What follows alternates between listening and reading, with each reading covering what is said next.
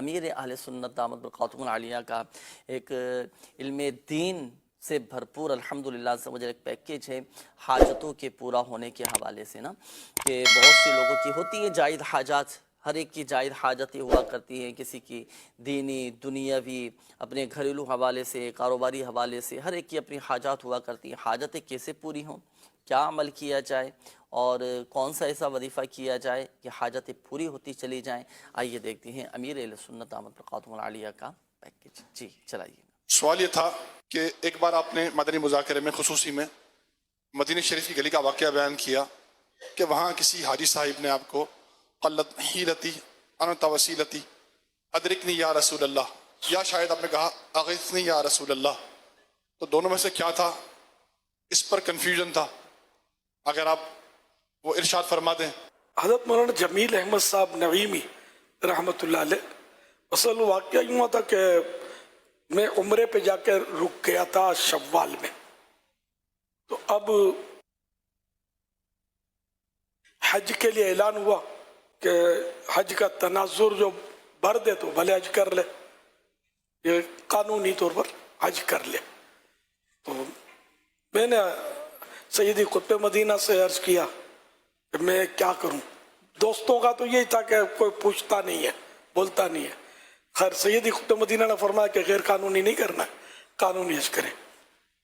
پھر میں نے پاسپورٹ کسی ایجنٹ کو دیا، کسی اس وقت تو دعوت اسلامی تو بنی بھی نہیں تھی، تو کسی دوست کے ذریعے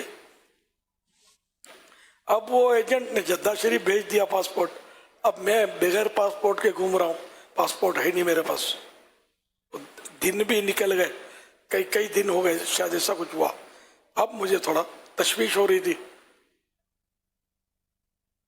تو حضرت مولانا جمیل احمد صاحب نعیمی رحمۃ اللہ علیہ مجھے مل گئے۔ سن 80 کا واقعہ، پنج پیالہ ایک زیارت گاہ ہے، اس کے قریب یہ مل گئے مجھے، یہ حج پہ تشریف لائے تھے۔ تو میں نے ان سے تذکرہ کیا، اچھا وہ زیارت گاہ ہے؟ میں نے کہا ہے تو صحیح، سارے فضاؤں میں ہے، تو اب وہاں عمارت بن گئی ہے، زیارت ہو نہیں سکتی اب۔ تو انہوں نے مجھے بتایا کہ قلت حیلتی انت وسیلتی اغثنی یا رسول اللہ، آپ پڑھیں، میں آپ کو اجازت دیتا ہوں۔ تو میں نے چند بار پھر یہ بھی فرمایا کہ ہم چلتے پھرتے اٹھتے بیٹھتے پڑھیں آپ، تو الحمدللہ میرا پاسپورٹ آ گیا جدہ شریف سے الحمدللہ۔ اس کا ایک بار اور میں نے بہت پیارا کرم دیکھا اس وظیفے کی، مدینہ شریف میں سرکار صلی اللہ علیہ وسلم کی بارگاہ کی غالباً الوداعی حاضری تھی، اور الٹے قدم چلتے ہوئے ہم آ رہے تھے، تو ایک جو تھا شخص، وہ اب پتہ نہیں وہ با اختیار تھا یا بے اختیار تھا، وہ تھا اسی طرح کا، وہ کڑکڑ کرنے لگا اور مجھے پکڑنے کے لیے آگے بڑھنے لگا۔ اس طرح میں بیچ بچاؤ کر رہے تھے، اور وہ مطلب بہرحال تو میں نے یہ پڑھنا شروع کر دیا، الٹا چلتا رہا، قلت حیلتی انت وسیلتی ادرکنی یا رسول اللہ۔